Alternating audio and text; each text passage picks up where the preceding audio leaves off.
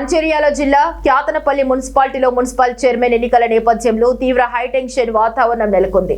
BRS కౌన్సిలర్లను chairman ఎన్నికల ప్రక్రియలో పాల్గొనకుండా పోలీసులు అడ్డుకున్నారని ఆరోపిస్తూ మాజీ ఎమ్మెల్యే బాల్క సుమన్ పోలీసులతో తీవ్ర వాగ్వాదానికి దిగారు.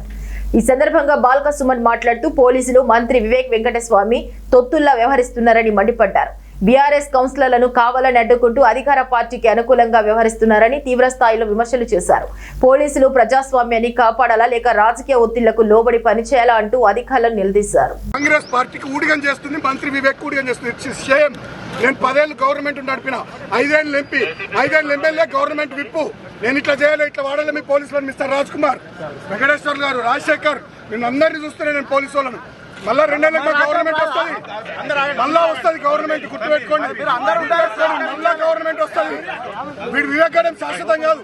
వివేక్ అంటే శాశ్వతం కాదు సార్. వివేక్ అంటే నేను కూడా పర్సనల్ గా నేను రెస్పెక్ట్ ఇస్తా. మంత్రిగా ఆయన చేస్తున్న రచకం కరెక్ట్ కాదు. చెన్నూరులో 11 వచ్చినాయి కాంగ్రెస్ కు, నేను డిస్టర్బ్ చేస్తున్నాను. 18లో ఇక్కడ 22లో మాకు 14 వచ్చినాయి. Why is disturbing? డెమోక్రసీ ఉన్నట్ట సచ్చినట్ట? మీరు కూడా ఇంతకుముందు మా గవర్నమెంట్ డ్యూటీలు చేస్తున్నారు పోలీసు వాళ్ళు.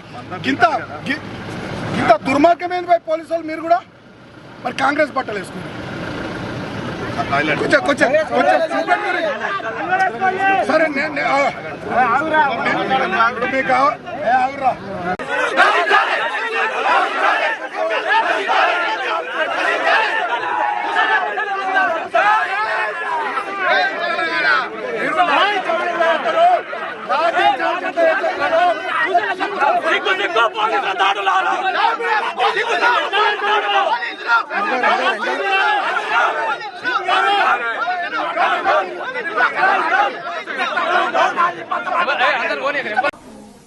ఇంత దారుణమా?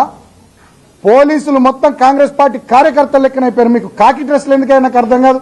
కాంగ్రెస్ బట్టలు వేసుకొని 3 రంగుల కండువాలు వేసుకొని రేవంత్ రెడ్డి పాటలు పెట్టుకొని డ్యాన్స్ చేయపోరు పోలీసులు. చేయపోరు డ్యాన్సులు, డీజే బాక్సులు పెట్టుకొని రేవంత్ రెడ్డి పాటలు పెట్టుకొని డ్యాన్స్ చేయపోరు కాంగ్రెస్ కార్యకర్తలు లెక్క పోలీసులు. పెట్టుకో, ఎన్ని కేసులు పెట్టుకుంటావు? ఏదో వివేక్ అన్నట్టు ఇందాక మా వాళ్ళు వెనకకి వెళ్ళి చెప్తారు, మీ మీద కేసు పెట్టుకో, ఎన్ని కేసులు పెట్టుకుంటా పెట్టుకోబో. మా ఆడ కూతుర్లను కాపాడుకునే విషయంలో, మా కౌన్సిలర్లను కాపాడుకునే విషయంలో, ఈ ప్రాంత ప్రజల పక్షాన కొట్లాడే విషయంలో 100 కేసులు పెట్టుకోపో. 100 కేసులు పెట్టుకోపో. నీ V6 ఛానల్, నీ వెలుగు పేపర్లో రోజుకొక న్యూస్ రాసుకోపో. ఏం చేసుకుంటా చేసుకోపో. నేను ఛాలెంజ్ చేస్తున్నా, నువ్వేమన్నా చేసుకో.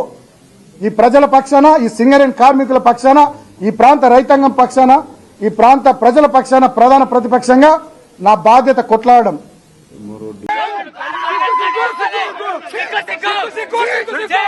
ఇది ప్రజాస్వామ్యమా?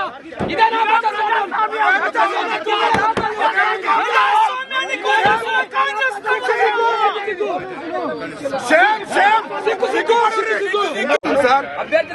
వివేక్ కోసం పనిచేస్తున్న తీరు మీడియా అంతా చూస్తున్నారు సార్, ప్రపంచం అంతా చూస్తున్నారు సార్.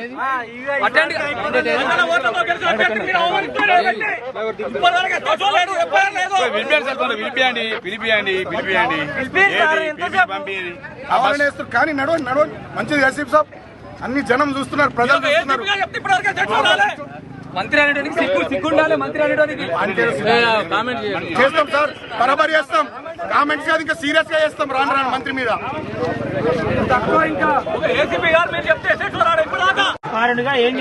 వాళ్ళకి చెప్పేది ఏముంది? పోలీసులు అంతా కాంగ్రెస్ పార్టీ ఏజెంట్లు, ఇక్కడ ఉండే ఎస్ఐ శ్రీధర్ తో సహా, ఏసీపీలు, తర్వాత సిఐలు.